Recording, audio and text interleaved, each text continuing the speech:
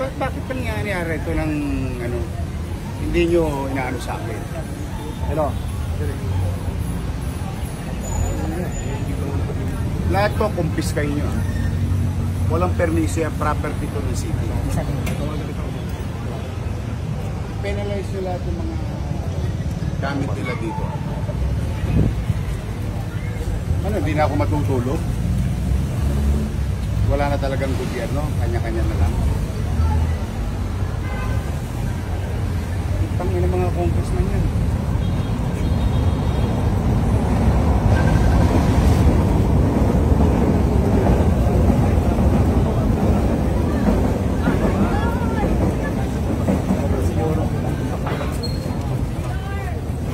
Ito po yung mga kababayan, confiscate po ito lahat na nandito.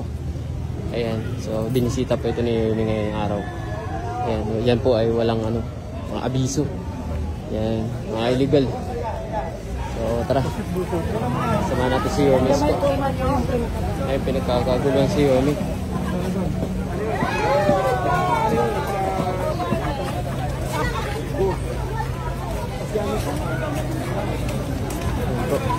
Takbo na, tama. Mayor, magandang hapon po ulit. Kanina napanood po namin yung Facebook live din na galit na galit. Parang hindi yung amaze ko yung nakita namin kanina. Parang mayroon kayo in-inspection ng isang construction site.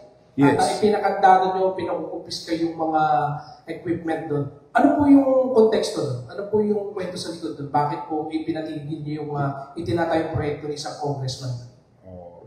Ang initial, kasi magpapatayo kami ng bagong library.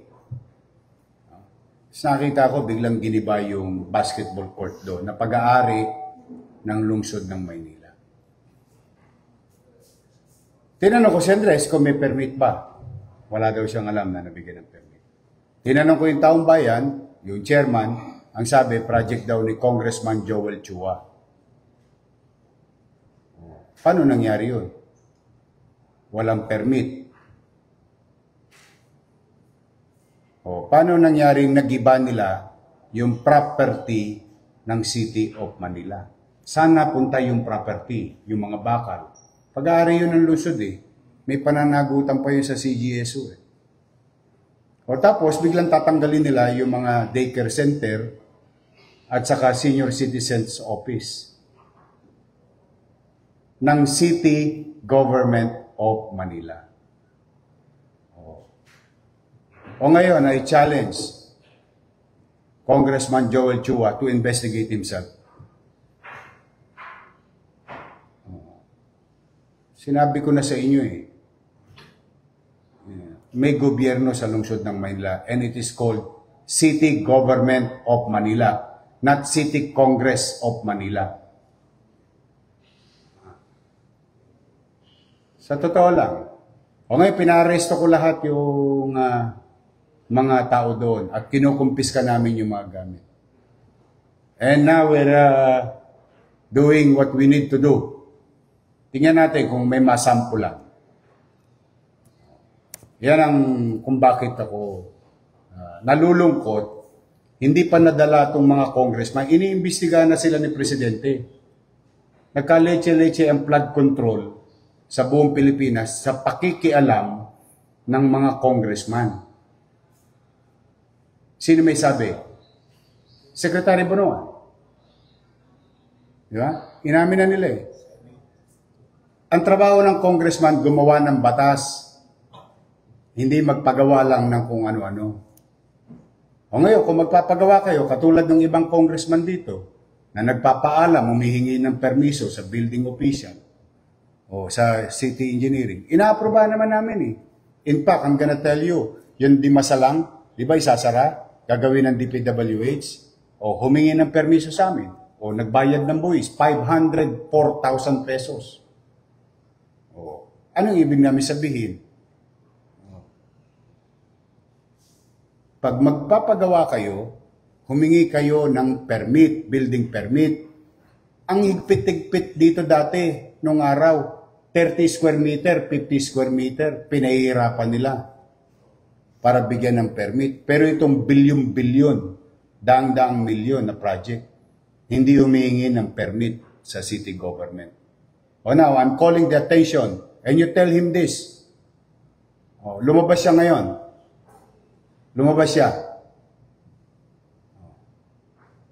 Bakit lawyer pa yan? And I challenge him. He's a lawyer. Pwede ba magpatayo ng building ng walang building permit? Hindi pa siya natuto doon sa pinatayo niyang barangay hall na 19 million eh. Oh. Tapos sasabihin nila, hindi kanila. Eh, lalaki ng mga pangalan nila doon. So sa akin, yun ang hamon ko sa kanila. Ngayon nila imbestigahan sa Quadcom ang sarili nila. Totoo, the sauce for the gander should be the sauce for the goose. Tanong ko lawyer yan. Itanong mo sa kanya, ito po tinatanong ni Yorme sa inyo. Congressman Joel Chua, Attorney Joel Chua, pwede po bang magtayo ng building ng walang building permit sa City Hall? He is a lawyer, I am no lawyer. I may be wrong. Tapos nadurog. Tapos na-disenfranchise yung mga mamamayan namin. Mayor ba siya? Baka lang nahirati sila, nasanay sila nung nakaraang panahon na nagagawa nila yung gusto nilang gawin. Hindi. Kanina naawa ko doon sa mga matatanda. Biri mo, alam mo ginawa, pare? Pinatayan ng kuryente. Tapos pinalalayas. Nino? Nung kontraktor? Nino? Ni congressman? Dahil sa wala silang permit, pumasok sila sa amin, sa property namin, kaya ngayon, nilock namin yung at pinakakasuhan namin. Ngayon, hinahanap namin kung ilang milyong piso yung property giniba nila without, ito pa isa, Congressman Joel Chua, pwede bang mag-demolish ng walang demolition permit? That is my challenge to them. You tell that to Congress. Sinabi ko na in-interview na nga ako sa bilyonaryo, kung naalala ninyo. Sinabi ko na yan, nagpa-abiso na ako. Baka kala nila, mga superman sila dyan. Basta ako, may pananagutan sa taong bayan.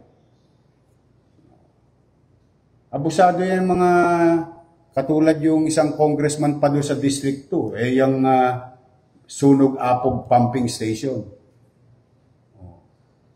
Wala rin.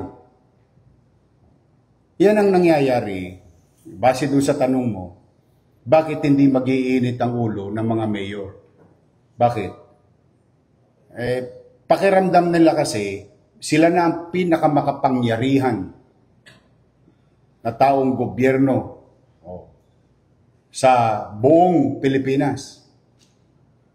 They can do what they want to do because they are congressmen. They can investigate who they want to investigate because they are congressmen.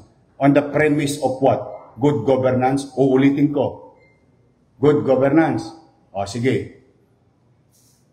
Pwede ba mag-demolish ng building ng gobyerno nang walang demolition permit? Pwede ba mag-construct vertically, horizontally, nang walang building permit? He is a lawyer, and I challenge him directly. Sabihin niya ngayon kung alin ang tama at mali. Baka mas magaling siya sa akin kasi lawyer siya. Iyon ang ko. Kaya ako talaga,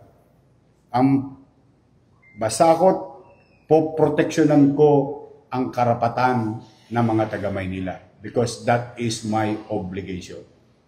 Now, kung hindi sila hihinto sa pang-aabuso nila sa kanilang kapangyarihan, papapanagutin ko sila. Hindi ako, wala akong no heart loss ako sa kanila. Sa totoo lang. May gobyerno na sa lungsod ng Maynila.